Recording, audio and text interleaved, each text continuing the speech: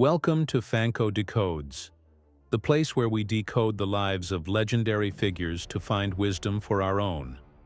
In a small room in Taipei, back in 1962, a 24-year-old woman named Chen Jie opened a letter, her hands trembling. This wasn't just any letter. It was a verdict on her life, a response from the most influential publisher in the Chinese-speaking world, Crown Magazine. The letter read, "I read your manuscript in one go, staying up for 3 consecutive nights. This is a rare masterpiece. That single letter didn't just change her destiny. It reshaped the landscape of romantic literature for hundreds of millions of people. From that day on, the world lost an overlooked girl named Chen Jie and gained a name that would become a legend, Qiong Yao.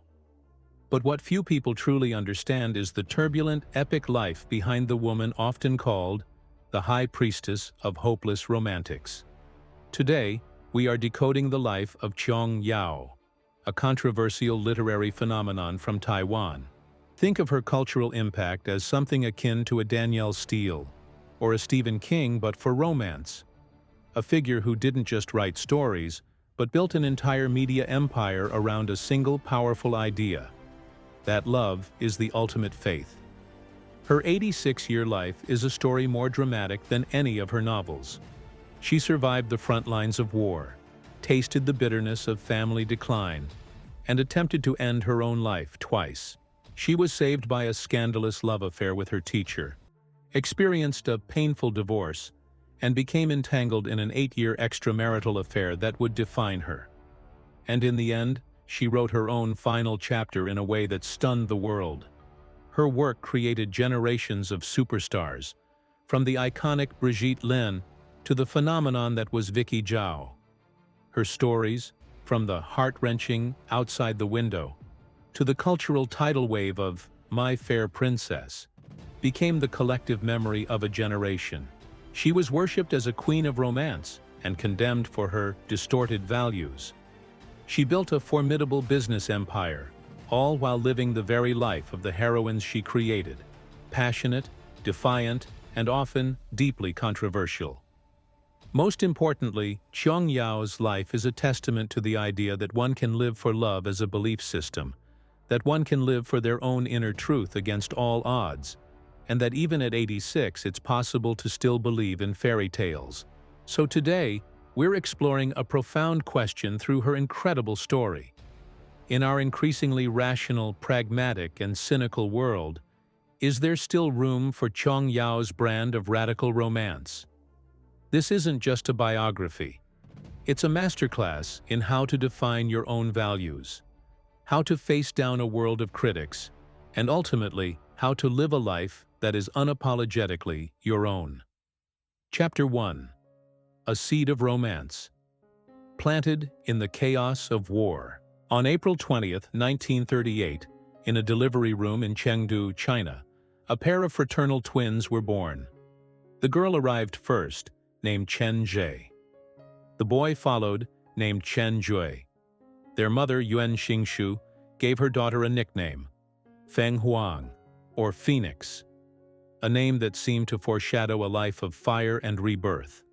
Chen Jie's very existence was a twist of fate. Her mother, a modern woman for her time, had no desire for children, fearing motherhood would trap her. She had miscarried her first pregnancy and intended to terminate the second, until an X-ray revealed she was carrying twins. "Twins are too precious," she declared, and had a change of heart. Convinced she was having 2 girls, she filled their home with everything pink: tiny clothes, shoes, toys. The result? A boy and a girl. Perhaps this was the first plot twist in Qiong Yao's life, a life that would always be filled with the dramatic and the unexpected. Her father, Chen Jiping, was a romantic to his core. His own love story read like a Qiong Yao plot, a 27-year-old university professor falling for his 20-year-old student. Their families were worlds apart in status, and it was a beautifully written love letter from her father that finally won over his future in-laws. This romantic DNA was passed down to his daughter, but romance was soon shattered by the brutal reality of war. When Chen Jie was just 6, the Second Sino-Japanese War, a major theater of World War II, engulfed their lives. The family became refugees, embarking on a harrowing journey of survival. It was a time defined by fear. Once, while driving through the treacherous mountains of Guizhou to escape Japanese troops, their car took a sharp turn, and 6-year-old Chen Jie was flung out. The family thought she was dead. When they found her, she was miraculously alive, with only a deep gash on her nose. Her mother's first, panicked reaction was, "Oh no, now she'll never get married." Those words, born of fear, stung young Chen Jie deeply. It was her first lesson in the harsh reality of her time. A woman's ultimate purpose was marriage, but far more terrifying encounters lay ahead. In 1944, Japanese forces reached their hometown in Hunan. Their house was burned to the ground. The family hid in the mountains, living each day on a razor's edge. One day they were discovered by Japanese soldiers. A soldier grabbed her mother, intending to drag her away. The family fought back desperately. The soldier raised his rifle. In that heart-stopping moment, the 3 children burst into tears. The Japanese officer paused. He looked at the wailing children, then knelt down, wiping the tears from the youngest boy's face. "How old is he?" he asked. "4," the mother replied, her voice trembling. The officer looked up at the sky. "My son is the same age," he said softly. Then he waved his hand, and the soldiers left. That moment struck young Chen Jie like a bullet. It was the first time she understood a profound truth that would become the soul of her literary work. Even within the most monstrous enemy, there can be a flicker of humanity. In her novels, there are rarely pure heroes or absolute villains. Everyone is a complex tapestry of love and hate, good and evil. The source of that understanding was this terrifying real-life memory. Another life-or-death moment came on the road. They were hiding with an uncle's family, who had a newborn baby. As Japanese soldiers searched the area, the baby, oblivious to the danger, began to cry. The entire village was in hiding. A single sound meant death for everyone. In a moment of pure desperation, the uncle began to strangle his own child, ready to sacrifice his son to save the group. His wife threw herself on him, screaming, "If you kill our son, you have to kill me first." A husband's hands, a wife's body, and an innocent life caught in between. And then, just as suddenly, the baby stopped crying. Silence. Everyone was saved. On another occasion, they were stopped for inspection by a farmer who spoke perfect Mandarin. He was a collaborator, an imposter preying on fleeing intellectuals. Chen Jie's grandfather, Chen Moxi, a respected elder in the nationalist government, erupted with defiance. He would rather die than be searched by a traitor. "You can shoot me, but you will not search me," he declared, his chest puffed out with pride. The whole family fell to their knees, begging for mercy. The children wept. The collaborator stood in silence for a long moment. Then he knelt, and in the dirt, he wrote 3 words. "I am Chinese," pointing to his chest. He wrote 3 more words. "Japanese are there," pointing west. Then, in a voice barely audible, he whispered, "You go east." He quickly erased the words and walked away as if nothing had happened. The family, stunned, followed his advice. And on their journey east, they didn't encounter a single Japanese soldier. These childhood experiences, the complexity of human nature, the randomness of fate, the razor's edge between life and death, the preciousness of love, were seeds planted in Chen Jie's young heart. Years later, they would blossom into the dramatic, emotionally charged worlds of Qiong Yao's novels. But back then, she was just a little girl, unaware that the suffering she was enduring would become the wellspring of her life's work.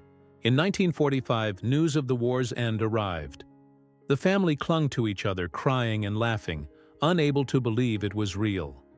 7-year-old Chen Jie watched her parents' tears of joy and thought, so there really are moments in life that make you cry and laugh at the same time. This embrace of extreme, unbridled emotion would later become a hallmark of her writing. Spring had finally arrived. But for the young phoenix, the story was just beginning. Chapter 2. From a failing student to a literary voice. In 1949, when Chen Jie was 11, her family fled the mainland for Taiwan.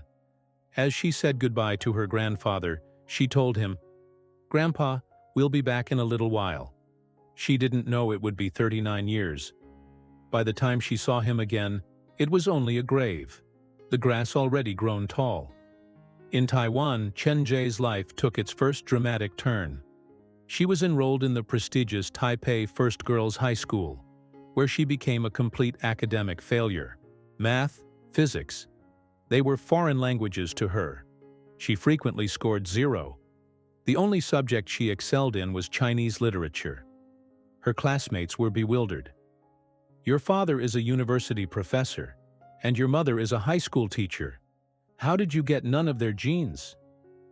To make matters worse, her twin brother, Chen Jue, was also a troublemaker, constantly getting into fights. Her parents, exhausted and disappointed, began to shift their attention to their younger, more successful children. Her younger brother consistently scored above 80, and her younger sister got perfect 100s. One day, Chen Jie brought home a test with a score of 20, which required a parent's signature. As she approached the door, she heard her younger sister crying inside. Her parents were consoling her. "What did you score?" they asked. "A 98, her sister sobbed. "I missed a perfect score by 2 points. I'm so upset." Chen Jie stood frozen at the doorway, clutching her 20-point test, unsure if she should even enter. When her mother saw her, her face hardened. The words came out like daggers. "Why can't you just be like your sister and give me some peace?" That question pierced Chen Jie's heart. It wasn't just a criticism, it was a negation of her very being. It said, "You are wrong, you are not supposed to be this way." That night, at just 13 years old, Chen Jie wrote her first suicide note. "Dear Mother, I am sorry for coming into this world. I cannot bring you pride, only trouble. Let this inadequate version of me disappear forever." She swallowed an entire bottle of sleeping pills. A week later, she woke up in a hospital. Seeing her mother's red, swollen eyes, they embraced and wept. "Phoenix," her mother said, "we almost died together in that river during the war. Now that you've survived this, let's start over, together." This harrowing experience taught Chen Jie a crucial lesson. If she couldn't prove her worth through academics, she had to find it elsewhere. She began to read voraciously, not textbooks, but the great classics of world literature. Tolstoy, Hugo, Dickens, Cao Shui-qian.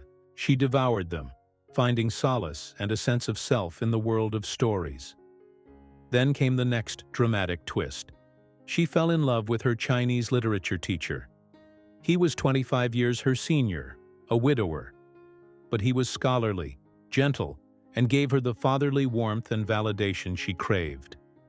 The teacher-student affair caused a scandal at the school. "You have to get into university," he told her, "even if it's just for me." She tried desperately, but failed the college entrance exams.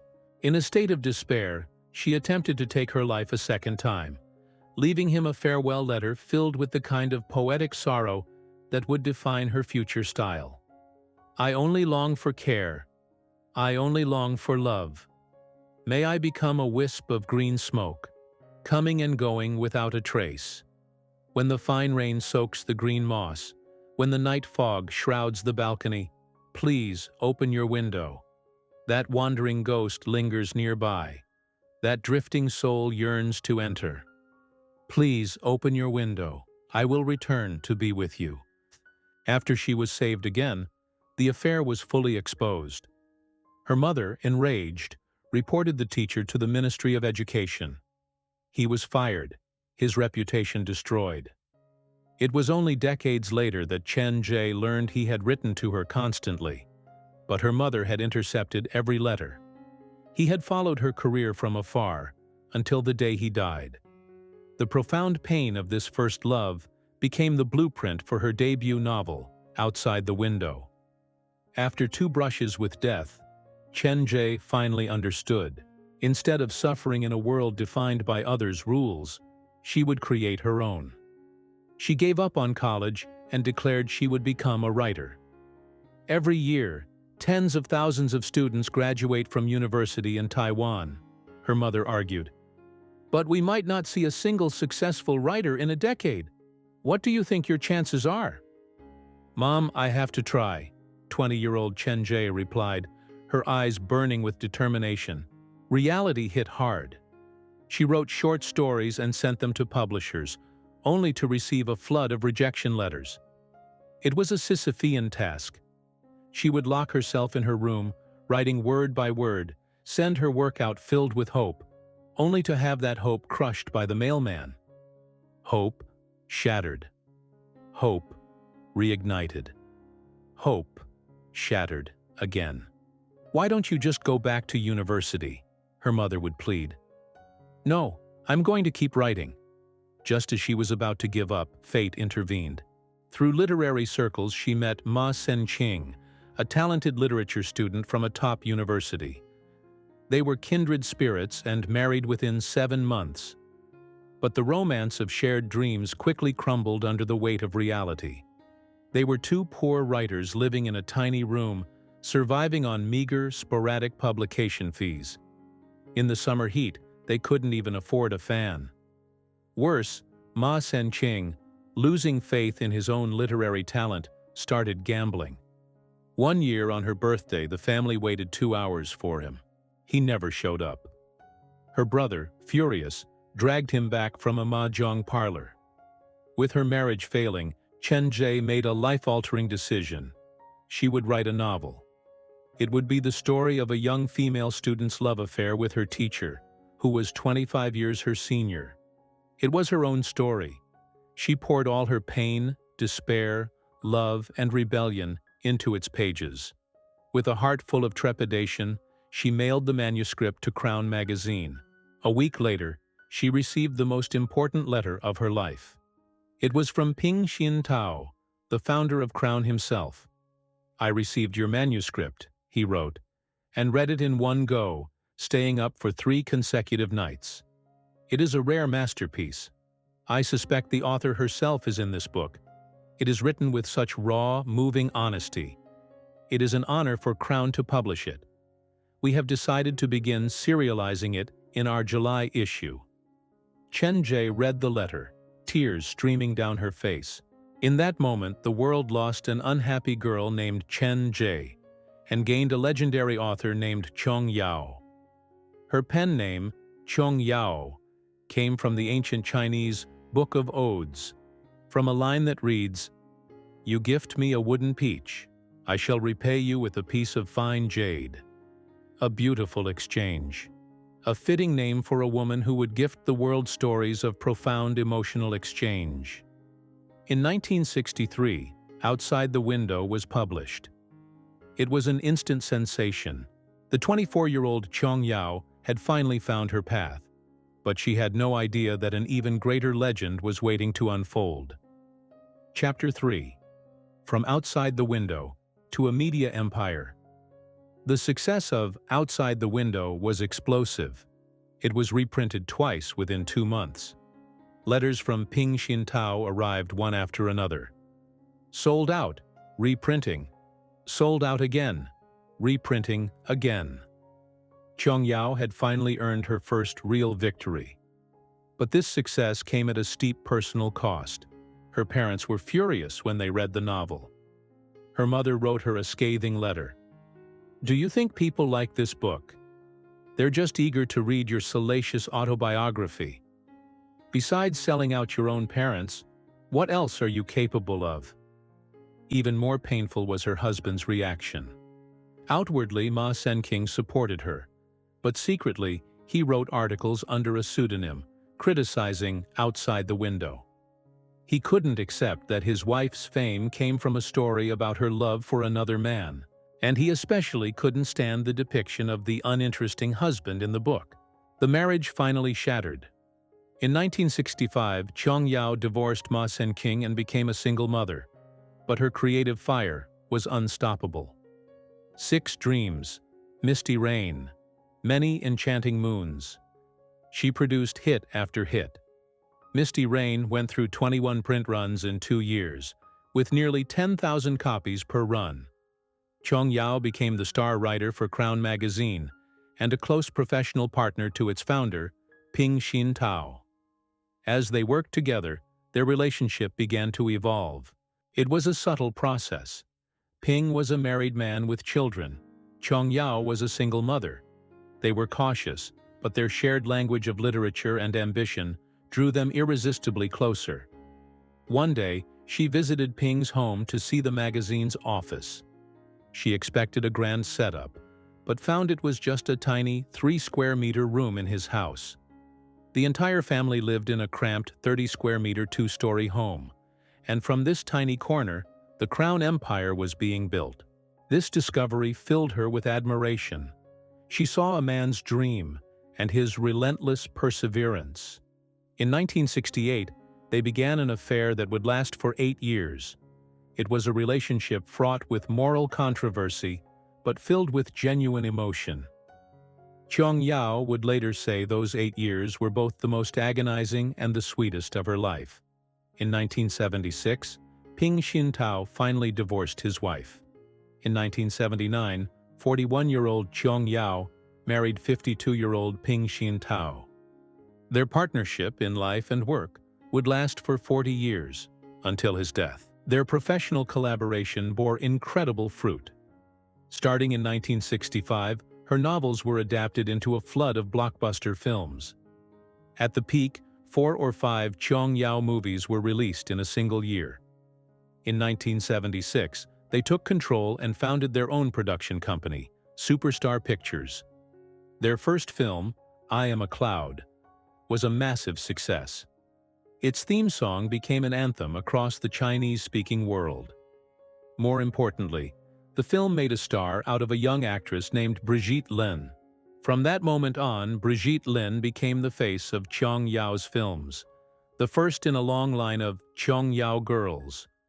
Qiong Yao had an incredible eye for talent. She discovered and nurtured a generation of future megastars. She created a complete star-making system, discovering new talent, writing custom scripts for them, meticulously crafting their public image, and locking them into long-term contracts. It was a model that predated today's MCN and talent management agencies by decades. Superstar Pictures produced 13 films, and every single one was profitable. The tiny 3-square-meter office in Ping's home transformed into the 7-story Crown building.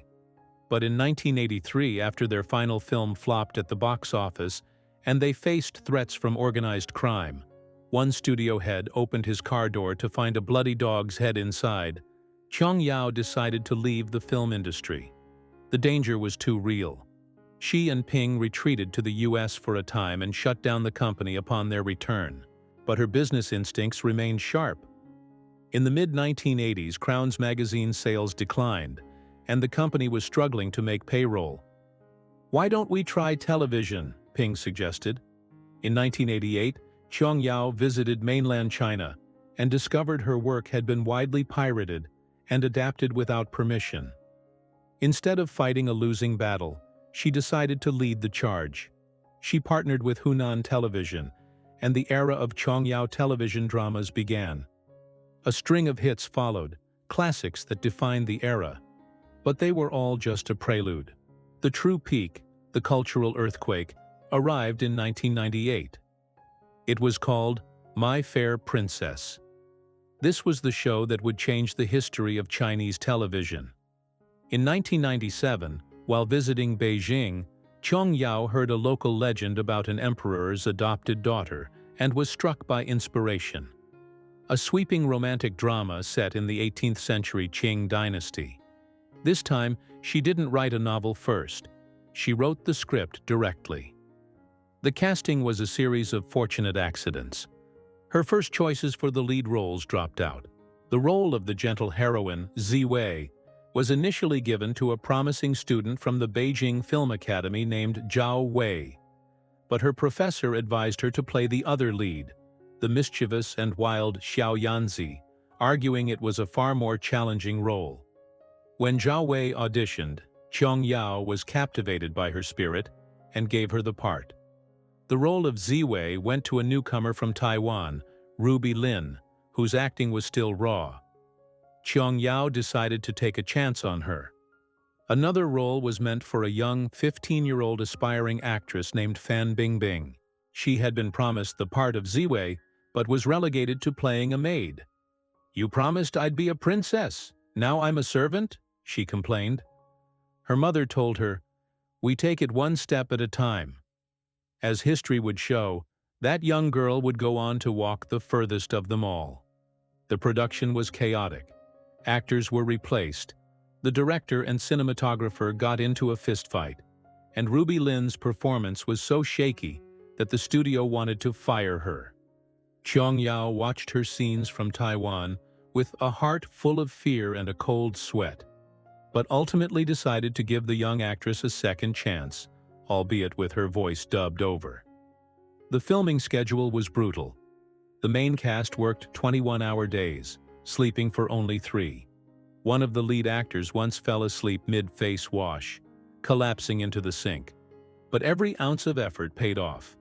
In April 1998, My Fair Princess premiered. The ratings were unprecedented. It achieved an average viewership of 45% across mainland China, with peaks hitting 58%. To put that in perspective, imagine if more than half the country was watching the same show at the same time. This record remains unbroken to this day. The show was a cultural phenomenon. It was the Harry Potter and Friends of its generation for the Chinese-speaking world. Suddenly, everyone was talking about Xiao Yanzi and Ziwei. Qiong Yao was no longer just a successful writer. She was a commercial queen, a true cultural architect. Her greatest achievement wasn't the money, but the creation of a shared memory that connected generations. From a suicidal teenager to a media empress, it had taken Qiong Yao 35 years. But the peak of a mountain is also the beginning of the descent. After My Fair Princess, Qiong Yao's era began its slow, inevitable twilight. Chapter 4: A Legacy of Love and Controversy. The success of My Fair Princess placed Qiong Yao at the zenith of her career, but it also made her a lightning rod for controversy. Her 2000 drama, Romance in the Rain, was another massive hit, but by 2003, the magic began to fade. A sequel to My Fair Princess, with a new cast, failed to recapture the original as spark. A 2011 remake was a critical and commercial failure, derided by audiences as a parody of its former self. Times had changed. Tastes had evolved. Qiong Yao's brand of high-stakes, all-consuming romance started to feel out of touch, even laughable. The criticism against her work crystallized around 3 main points. First, her stories were criticized for being overly idealistic and detached from reality. The most infamous example comes from her novel, A Curtain of Dreams. In it, a dancer named Greenplum loses her leg in a car accident. Her husband, instead of comforting her, yells at her, "All you lost was a leg, but what about Xiling? She lost her love." This line became a cultural meme, a shorthand for the perceived absurdity of Qiong Yao's worldview, where romantic suffering trumped all other forms of human tragedy. The famous critic Li Ao once scathingly wrote, "She should know that beyond flowers, the moon, and timid love stories, there are coal miners toiling in the dark, death row inmates in prisons. Their lives are far more important than one person's little love story." Second, her female characters were seen as stereotypical and lacking independence. Though her protagonists were women, they were often love-addled. Their entire sense of self-worth derived from the affection of a man. Modern feminist critics argued that her heroines were too fragile, too dependent, and treated love not as a part of life, but as its sole purpose. Third, she was accused of glorifying extramarital affairs and promoting questionable values. A common trope in her work is the third party being the true love, while the original spouse is portrayed as the villain. This narrative was seen as misleading and a dangerous romanticization of infidelity. Faced with an avalanche of criticism, Qiong Yao never responded. Why? Because she didn't have to. Her life was her answer. She wrote what she lived, and she lived what she wrote. She was a woman who chose to live for love, even if the entire world couldn't understand it. And in truth, she was never a hypocrite. The teacher-student love, the extramarital affair, she had lived it all. After 2012, Qiong Yao largely faded from the public eye. The next time her name made headlines was in 2014, in a high-profile plagiarism lawsuit against a famous screenwriter, Yu Zheng. His hit show was found to be a blatant copy of her classic work. For Qiong Yao, this was not about money. It was about principle. Her entire empire was built on intellectual property. To let it be stolen was to let the foundation of her life's work be destroyed. After a year-long legal battle, she won. Yu Zheng was ordered to pay a fine and issue a public apology. Qiong Yao donated the entire sum to charity. She didn't want the money. She wanted justice. Then, in 2017, she re-emerged with a stunning public letter to her son and daughter-in-law, announcing her support for euthanasia and her decision to refuse life-sustaining treatment in the future. The context for this letter was her husband Ping Xintao's battle with Alzheimer's. Watching the love of her life slowly lose his memory was a source of profound anguish. Every day, she would ask him 3 questions. Are you okay? Are you in any discomfort? Do you still love me? And every day he would answer, okay. No. I love you. But one day she decided to test him. Do you know a person named Qiong Yao? She asked. No, he replied. She showed him the 60th anniversary issue of Crown magazine, his life's work. Do you know what this is? No. In that moment, Qiong Yao said, all the sounds in the world disappeared. She began to contemplate the meaning of death and wrote a book about her wishes for the end of her life. In 2019, Ping Xintao passed away. Qiong Yao lost the most important partner of her life. But at 80 years old, she did not retreat into sorrow. Instead, she rode a roller coaster for the first time. She started posting cute updates on social media, even learning to use beauty filters.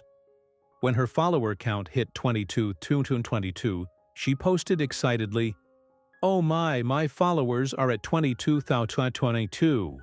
What a row of little ducks." The detail revealed the eternally young girl who lived inside her. On December 4, 2024, at the age of 86, Qiong Yao chose to end her life via assisted dying at her home in Taipei. She left behind a final video message, impeccably dressed, with her makeup perfectly applied. "Death is a path everyone must walk," she said. "I do not want to be at the mercy of fate. I do not want to wither away slowly. I want to be the author of this final, great event." She chose to have the news released at 1:22 p.m. because 22 was Ping Xintao's favorite number. A life centered on love found its final period in an act of love. So how do we evaluate Qiong Yao? From a business perspective, she was an undeniable titan. She was one of the highest-earning authors in the Chinese language, building a vertically integrated empire from novels to publishing to film and television. From a cultural perspective, she shaped the collective memory of generations. Whether you love her work or hate it, you cannot deny her impact. From a literary perspective, her work has its limitations. Her prose could be plain, her plots melodramatic, and her values, from a modern standpoint, are certainly problematic. But perhaps the most important lens is that of a human life. And through that lens, Qiong Yao exemplified what it means to live authentically.